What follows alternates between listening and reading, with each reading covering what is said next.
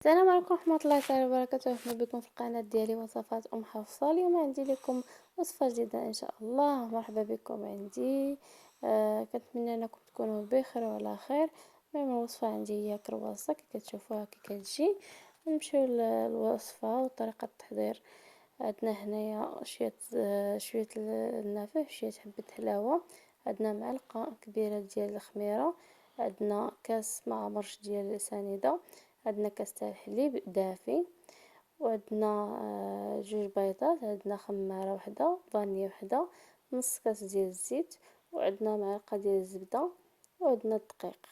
كنشدو الخميرة كنديرو ليها واحد جوج معالق ديال الحليب سخون دافي باش كتطلق المفعول ديالها.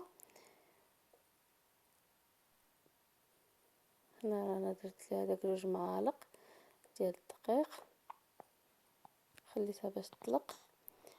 ودرت هنايا بيضة وبياض بيضة، وخلينا الصفار على جنب. راه كتجي زوينه بزاف، غير جربوها كتجي زوينه ما فيها لا درك لا والو.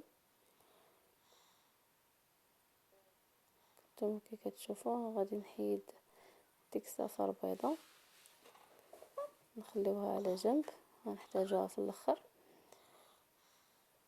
وكندير داك كاس ديال سنيده، كاس لارو ديال سنيده، ما كنعمروش حتى لافان باش ما تجيش حلوه بزاف.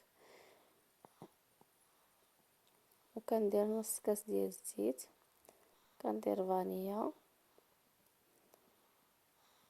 كنخلطو الكل. نتوما كي كتشوفو كنخلطوهم، كنزيد داك نص كاس ديال الزيت،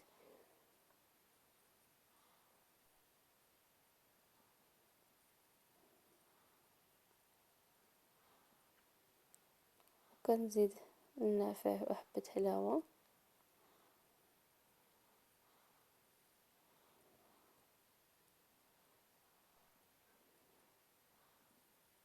ايه. كنزيدو كاس ديال الحليب دافي، هنا راه انا مدفيه الحليب مطيباه ودابا راه دفا. صافي كنزيدو ليه الحليب، وكنزيدو ديك الخميره جازت لينا. هنا راه نزيد ليها شويه ديال الحليب على حسب الخميره لصقت ليا باش تطلق.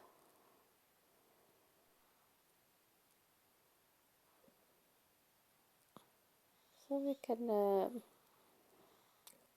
كنخلطوهم، كنزيد عليها الدقيق بشويه بشويه. الدقيق على حسب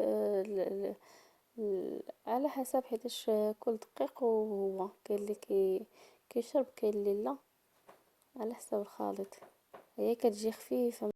هنا نخليها تخمر واحد الساعه تاع المكانه تطلع ليها الخميره، وغنديرها في الطاوات ونخليها تخمر عاوتاني واحد نص ساعه تاع المكانه تخمر لينا، عاد باش كندهنوها بالبيض ديالنا.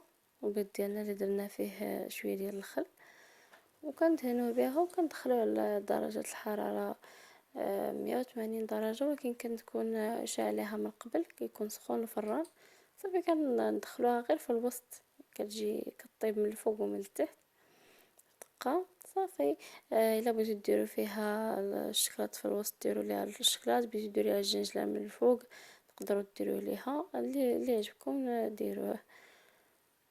صافي كتشوفوا هنا راه كندهنها، ومن بعد راه نخليها واحد نص ساعه تاع المكانه عاد باش ندخلها للفران كي قلت لكم على 180 درجه، والفران كيكون مشعول من قبل.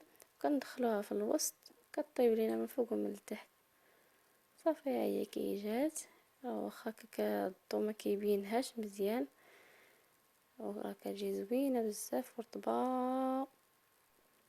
شتو كي كتجي رائعه. كنتمنى انها تكون عجبتكم وتجربوها وتقولوا لي في التعليق.